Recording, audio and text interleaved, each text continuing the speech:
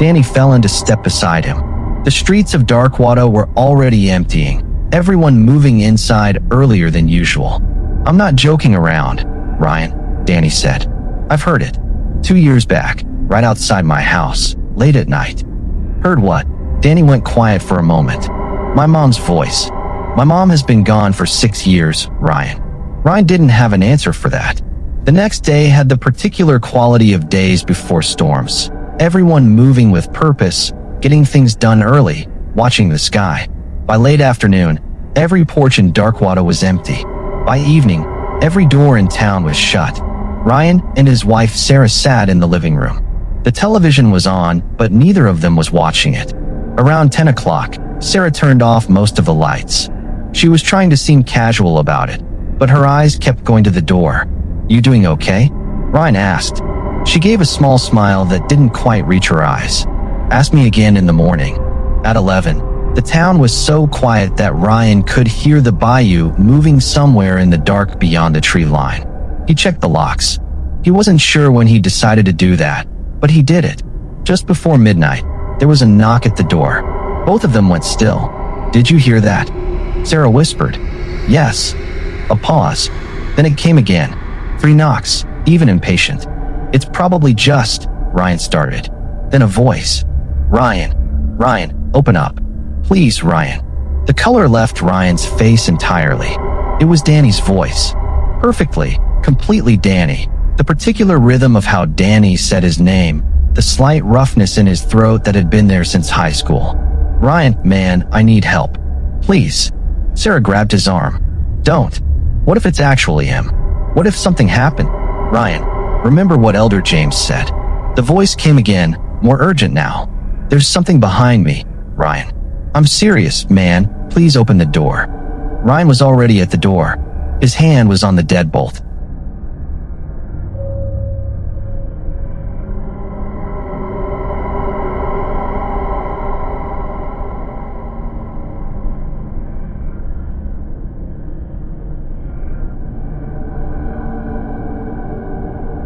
Them arrive with cold eyes.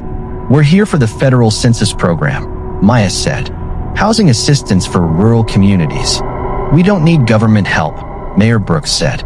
"Sir, this program reaches every registered community in Louisiana. If you refuse, we involve federal oversight." Brooks stared at them. "Fine. Don't interfere with our local customs. That's all I ask." They moved into the old post office at the edge of town. Faced with steam from nose. House by house, they collected names and ages. At one home, a young man named Ryan answered the door. His mother Sandra stood behind him. His wife Patricia sat in the corner. "Your ages?" Maya asked. "I'm 22, Ryan said. "My mom is 35. My wife is 39. Maya kept her face neutral. She wrote it down. Outside, she grabbed Chris's arm. "His mother is 35. His wife is 39. The mother is younger than the wife," face screaming in fear. Something is very wrong here. That night they watched from their window as the entire town walked together into the bayou woods. A man in front led a black goat. Mayor Brooks walked behind him, every resident following silently. "Where are they going?" "Let's find out," anxious faced with sweat. They followed at a distance through the dark Spanish moss and cypress trees until the stone clearing appeared through the fog. "Glory to Moloch." Mayor Brooks raised his arms. The statue's eyes blazed red. A door appeared in the wall. A man dragged forward a goat. "Accept our offering." A massive hand shot through the door and yanked the goat inside. Gone in 1 second. Maya grabbed Chris's arm. They ran back to the post office. Skull. The next morning, Maya looked out the window and stopped breathing. A man named Martin was pushing a wheelbarrow down the road. His wife Diana was inside it, hands and feet bound with rope. She was crying and begging. "Please, Martin, don't do this. Please. Your 40th birthday is in 3 hours, Diana. I have no choice." Pouting face. "Diana's 40th, Maya whispered. She remembered the files. "No, woman over 39. Chris, we have to go." They ran to the door, locked from outside. They threw themselves against it, screamed through the window. Martin kept walking. Diana's eyes went red. Her body convulsed. She snapped the ropes like thread. She climbed out of the wheelbarrow. Martin ran. Diana caught him. What happened next was not something Maya or Chris watched for long. Skull. By morning, Diana had disappeared into the bayou woods on her own. The door in the wall had opened and taken her. When they finally broke out of the post office, they found Darkwood in mourning for Martin. Mayor Brooks told everyone Martin's wife had run off with another man. "They're lying," Maya said to Chris. "We saw everything." Faced with steam from nose. 2 weeks later, Maya sat watching from the post office when she saw a father leading a teenage girl down the road toward the bayou woods. The girl was crying. "Dad, where are we going?" "Where you're going will make our crops grow again. We'll heal your mother." Maya and Chris ran out and cut them off at the tree line. Faced with steam from nose. "Stop. Right now." The man, his name was Martin Jr., looked at them with hollow eyes. "This is our custom." "Your custom is sending 17-year-old girls into that thing," Maya said, "and then dragging them back when they turn 40. Tell me what is actually happening here." Pouting face. Martin Jr. looked at his daughter, then at the ground. He told them everything. Generations ago, Darkwood was dying. Disease. Crop failure. Drought. Desperate men turned from God and built a statue in the bayou and called into the darkness. Something answered. It called itself Moloch. It offered health, eternal youth for the men, good harvests, clean water, no disease. In exchange, every girl who turned 17 would be brought to Moloch for one night. He would return her by morning. But when she turned 40, her body would change, become monstrous, violent, dangerous. So before her 40th birthday, the men of Darkwood brought their wives and daughters and sisters back to Moloch's wall. What happened to them after that, the men never asked. Crying face. "You have been feeding your daughters to a demon for generations," Maya said, "and calling it a custom." Martin Jr. said nothing. His daughter was looking at him like she had never seen him before. Broken heart. That night, the town elders came for Maya and Chris. They broke into the post office and grabbed Maya. "Where is the man?" "He left this morning," Maya said. They dragged her to the stone clearing. Mayor Brooks held a long knife. "Moloch demands the blood of those who interfere with his worship." The statue's eyes burned red. The wall door began to open. "Stop."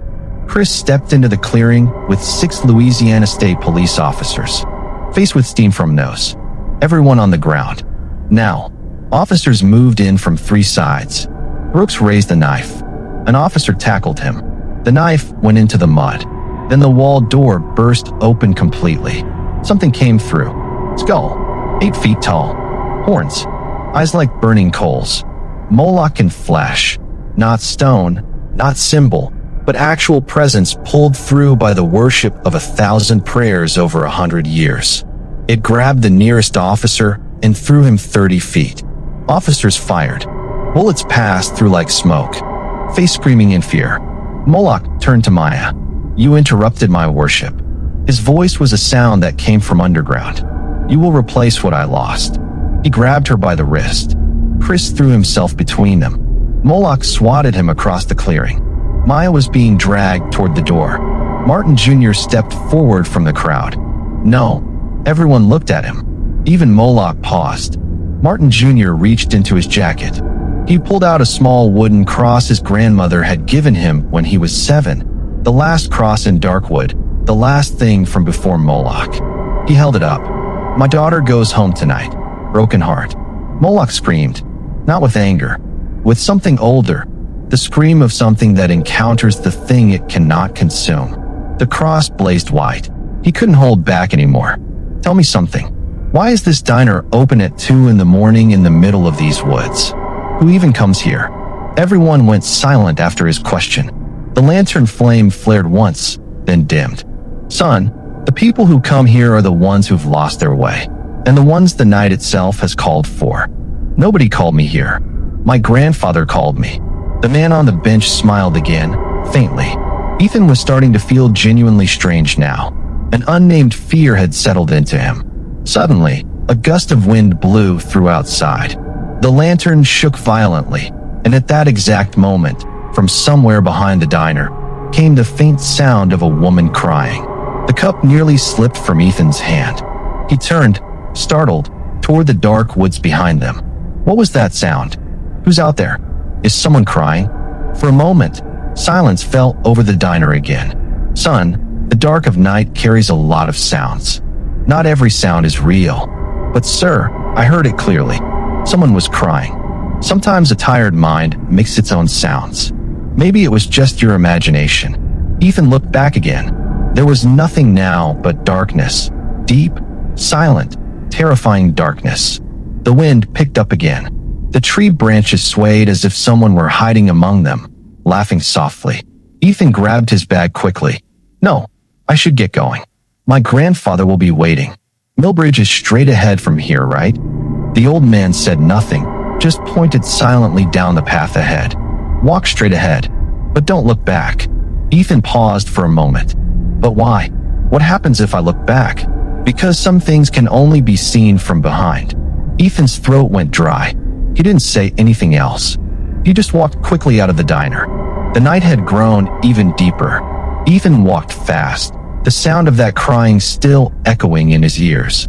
Several times he felt as though someone was walking behind him. But remembering the diner owner's words, he are desperate enough to stop asking whether what answers them deserves an answer. And she drives on. Herb, the end ghost.